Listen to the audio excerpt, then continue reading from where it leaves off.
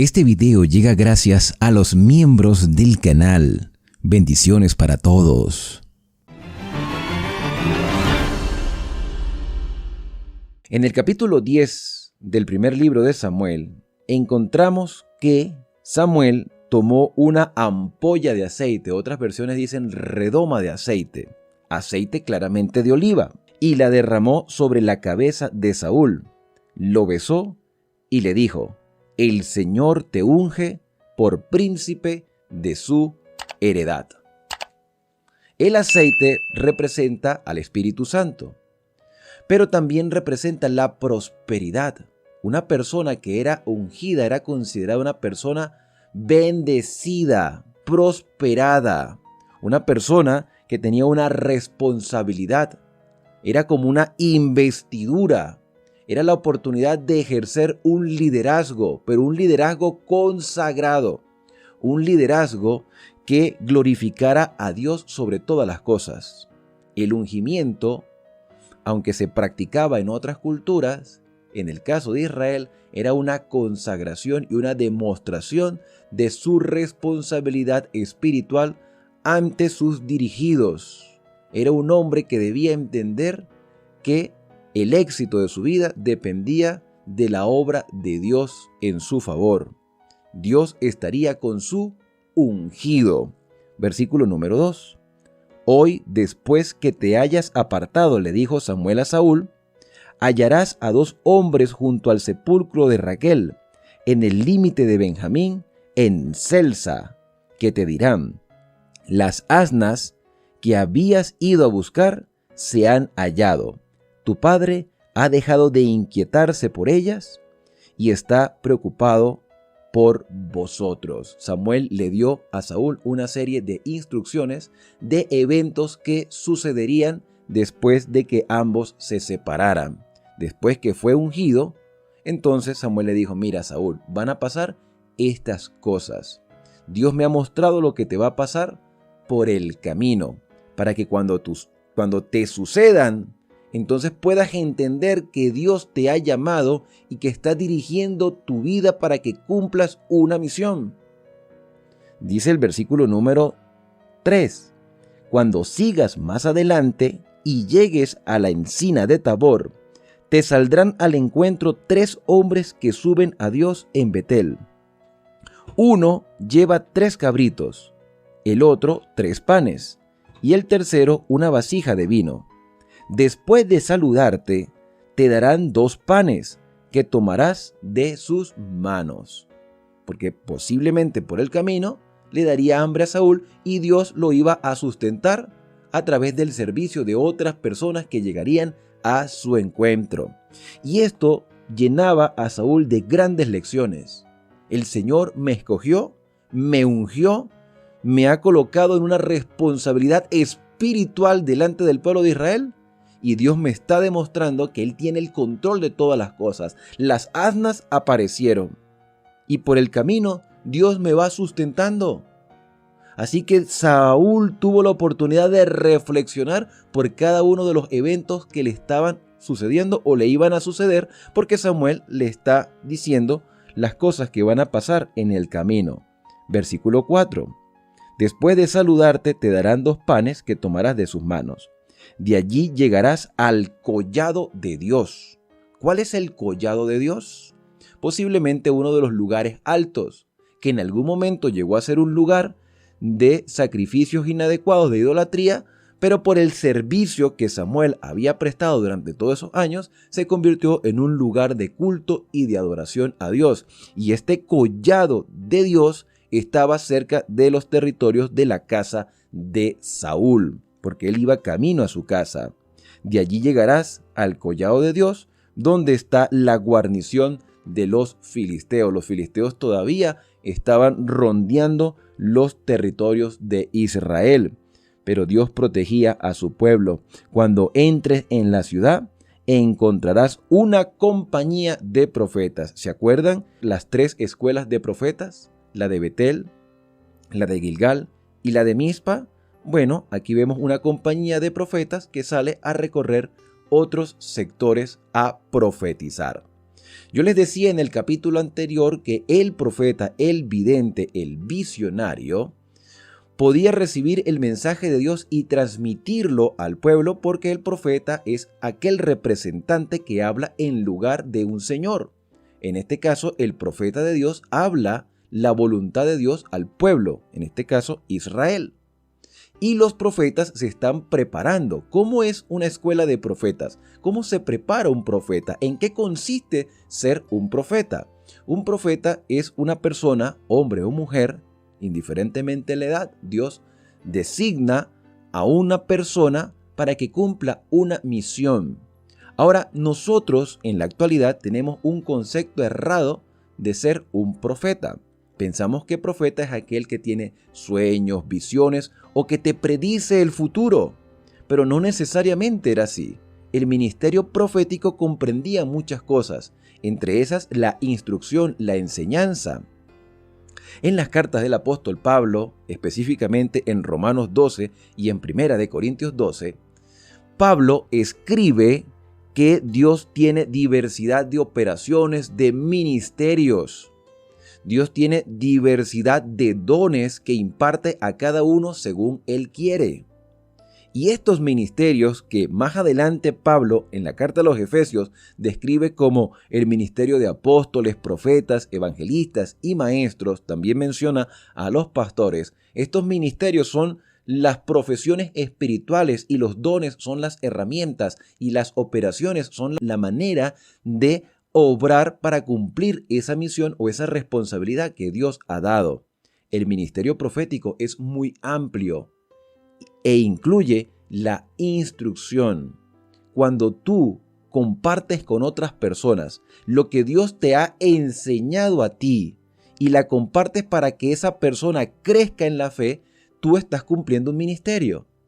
Si exhortas a alguien que no participa de nuestra fe para que deje su pecado y entre a una nueva experiencia de vida, eres un apóstol porque estás evangelizando a alguien que no pertenecía a tu familia de fe.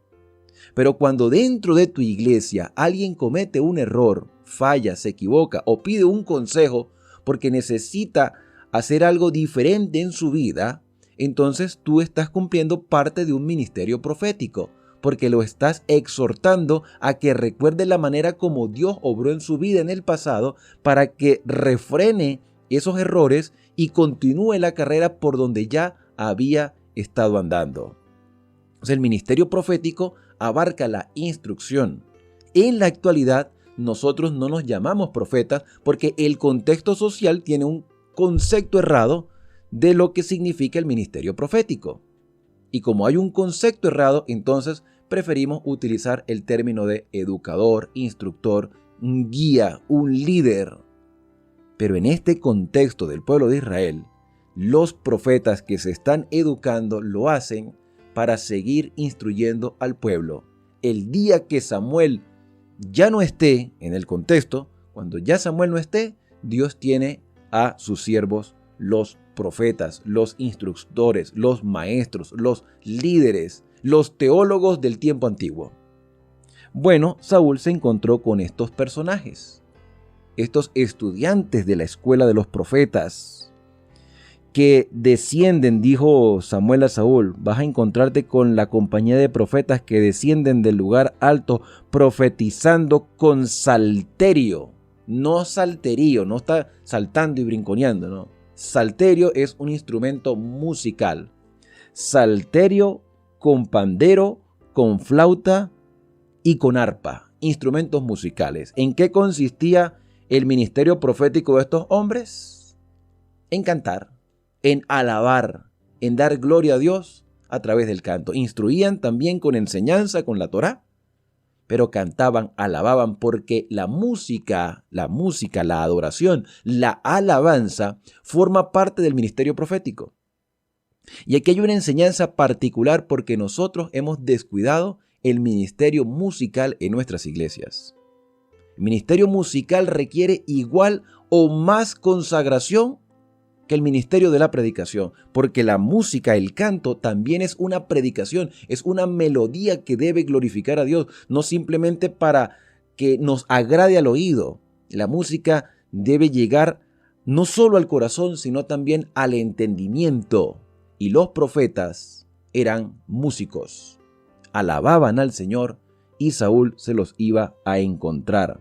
Versículo número 6.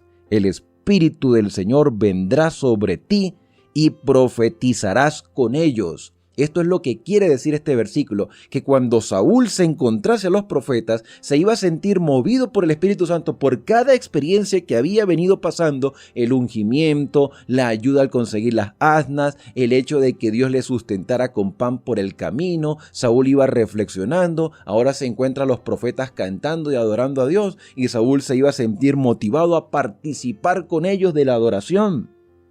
Serás mudado en otro hombre, en otra palabra, serás transformado. El Espíritu Santo obrará en ti y serás transformado. Tus pensamientos cambiarán. Versículo número 7. Y cuando te hayan venido estas señales, haz lo que quieras. No es hacer lo que quiera porque me place. Es hacer lo que quiera porque el Espíritu Santo ha obrado en mi vida y todo lo que yo haga por la obra del Espíritu Santo será correcto a los ojos del Señor. Y eso era lo que Samuel estaba diciendo a Saúl. Cuando hayas pasado por toda esta experiencia, lo que tú hagas lo harás movido por la obra del Espíritu Santo. Versículo número 8. Después bajarás ante mí en Gilgal, entonces descenderé yo a ti para sacrificar holocaustos e inmolar víctimas pacíficas. Espera 7 días hasta que yo llegue y se te dirá lo que has de hacer. Apenas Saúl volvió la espalda para separarse de Samuel, Dios le cambió el corazón. La transformación, la obra de transformación comenzó a partir de ese momento y todas esas señales sucedieron en ese mismo día. Cuando llegaron al collado, salió la compañía de profetas que venía a encontrarse con él, y el Espíritu de Dios descendió sobre Saúl y profetizó con ellos. ¿Qué profetizó? Cantó, alabó, glorificó a Dios. Allí estaba cantando con salterio, con arpa, con flauta, con pandero. Saúl se sentía gozoso por esa experiencia que estaba viviendo, porque iba a cumplir una misión. Los que lo conocían vieron que profetizaba con los profetas y decía: ¿qué es esto que le sucedió al hijo de Cis? ¿Saúl también entre los profetas? Esta es una expresión como decir, qué extraño, o sea, ¿Saúl entre los profetas? ¿Fue llamado a un ministerio profético? ¿Qué está pasando con Saúl? Versículo número 12. Un hombre del pueblo respondió: ¿quién es el padre de ellos? Así empezó el proverbio: Saúl también entre los profetas. Es una pregunta, un interrogante. Esto muchas veces se utiliza cuando hay alguien en un lugar que no debería estar o que nos parece extraño que esté, y se utiliza esta expresión: oye, ¿Saúl también entre los profetas? Versículo 13. Entonces cesó de profetizar y llegó al lugar alto. Un tío de Saúl le preguntó a él y al criado: ¿dónde fuisteis? Y él respondió: a buscar las asnas. Y como no aparecieron, fuimos a Samuel. El tío de Saúl agregó: te ruego que me declares qué os dijo Samuel. Saúl respondió a su tío: nos declaró que las asnas ya habían sido halladas, pero del asunto del reino del que Samuel le había hablado, nada descubrió. Porque Saúl hasta este momento, y ahora transformado por el Espíritu Santo, lleno del Espíritu Santo, siguió siendo un hombre humilde. Por eso Dios lo escogió entre el pueblo de Israel. Pero como tú y yo conocemos ya la historia de Saúl, ya sabemos cuál fue su triste final y la manera como actuó, nos preguntamos: ¿cómo puede ser un hombre lleno del Espíritu Santo y después perderse de esa manera? Esa experiencia maravillosa de Saúl no sirvió de nada en el futuro porque Saúl descuidó su vida espiritual. Y esa es una advertencia para nosotros. ¿Cuántas veces hemos visto predicadores, hermanos espirituales que hoy ya no están en la fe? Por algún motivo se apartaron porque Satanás los atacó. Y Satanás se va a encargar de atacarnos constantemente. Por eso debemos vestirnos de toda la armadura de Dios. Versículo número 17. Después Samuel convocó al pueblo ante el Señor en Mizpa y dijo a los israelitas: así dice el Señor, el Dios de Israel: yo saqué a Israel de Egipto y os libré de mano de los egipcios y de todos los reinos que os afligieron, pero vosotros habéis desechado a vuestro Dios, que os guarda de todas vuestras aflicciones y angustias. Aquí hay un reclamo de parte de Samuel. Y dijisteis: no, sino pon rey sobre nosotros. Ahora presentaos ante el Señor por vuestras tribus y por vuestros millares. Y Samuel ordenó que se acercaran todas las tribus de Israel, y fue tomada la tribu de Benjamín. Era Dios quien iba a colocar el rey. Dios no iba a permitir que se colocara el rey que quisiera Israel en ese contexto histórico. Y en esto en nada contradice lo que he dicho yo en capítulos anteriores, porque en la actualidad nosotros no elegimos los reyes. ¿O sí? Los reyes no, pero los gobernantes sí. Elegimos a los que gobiernan nuestros municipios, nuestros estados, departamentos o países. A ellos sí los elegimos. Los reyes en la actualidad son simplemente figuras representativas de una monarquía simbólica, pero no tienen ninguna inherencia con los gobiernos. Y en este caso, el gobierno le pertenecía a Dios, porque Israel era el pueblo que debía ser una luz al mundo.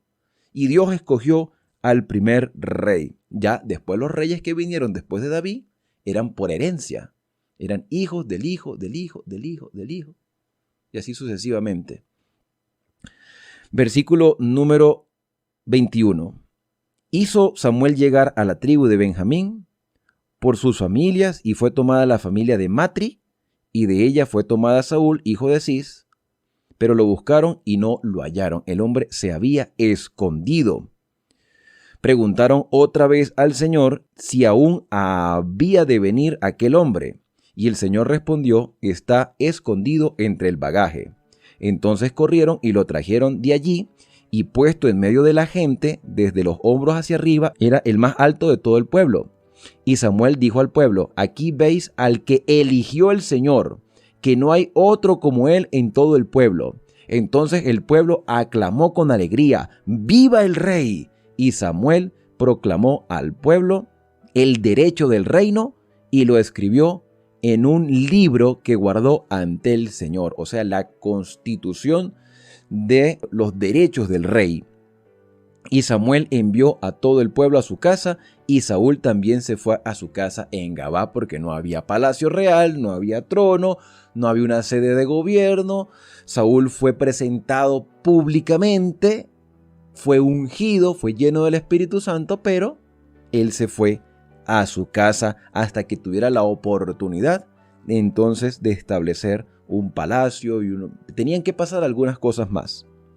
Y fueron con él los hombres de guerra cuyo corazón Dios había tocado. Pero algunos malvados, y posiblemente aquellos mismos que pedían rey, algunos malvados dijeron: ¿cómo nos ha de salvar este? Y lo tuvieron en poco y no le trajeron presente, pero Saúl disimuló, se quedó callado, fue rechazado, tuvo oposición. Y en otras palabras, este mismo grupo de personas que se opuso a Saúl se estaba oponiendo a la voluntad de Dios. Estos mismos precursores de la monarquía fueron los que rechazaron al rey que Dios eligió. Y aquí hay otra lección para nosotros. Cuando queremos hacer nuestra voluntad, no estamos dispuestos a escuchar la voz de Dios. Todo siempre va a ser un motivo de queja, al menos que alcancemos nuestro objetivo. Persistimos en lograr nuestras metas humanas sin consultar a Dios. Por eso es importante morir al yo y aceptar la voluntad del Todopoderoso. Bueno, la historia continuará a partir del próximo capítulo. Por eso te invito a que no te pierdas el próximo capítulo que estudiaremos aquí en este canal de Esperanza. Por ahora hemos llegado al final del capítulo explicativo por el día de hoy. ¿Qué lecciones prácticas has sacado de este capítulo? Puedes dejarlo en los comentarios. Por lo demás, quiero invitarte a que podamos unirnos en oración. Querido Padre, muchas gracias, Señor, porque a través de esta historia podemos entender que lo más importante en nuestra vida debe ser nuestra experiencia espiritual. No podemos descuidar nuestra relación contigo, porque podemos cometer los errores de Saúl en el futuro. Hasta este momento, Saúl demostró ser un hombre humilde, sencillo y dispuesto a hacer todo lo que tú le mostraras. Fue lleno de tu Espíritu Santo, profetizó, cantó, alabó tu nombre y aceptó la responsabilidad siendo dirigido por ti. Pero como veremos más adelante, Saúl se descuidó y cayó. Y esa puede ser la realidad de muchos de nosotros. Por eso hoy, Señor, al levantarnos, queremos que sea tu Espíritu Santo el que guíe nuestros pasos. Ayúdanos, porque solo en ti, Señor, podemos hallar seguridad. Y si algunos nos rechazan, nos ofenden, nos insultan, nosotros dejamos todo en tus manos, porque solo tú eres el que tiene el control de nuestra vida. Son agradecimientos que hoy te hacemos en el santo y bendito nombre de Cristo Jesús. Amén. Bien, y ahora al despedirnos, decimos a cada uno: Dios te bendiga y te guarde. Haga resplandecer Dios su rostro sobre ti y tenga de ti misericordia. Dios alce sobre ti su rostro y ponga en ti paz. Nos vemos en una próxima oportunidad aquí en Esperanza, el canal de las Sagradas Escrituras. No olvides suscribirte y activar las notificaciones y lo más importante, compártelo con otras personas para juntos seguir creciendo en el conocimiento de la palabra de Dios.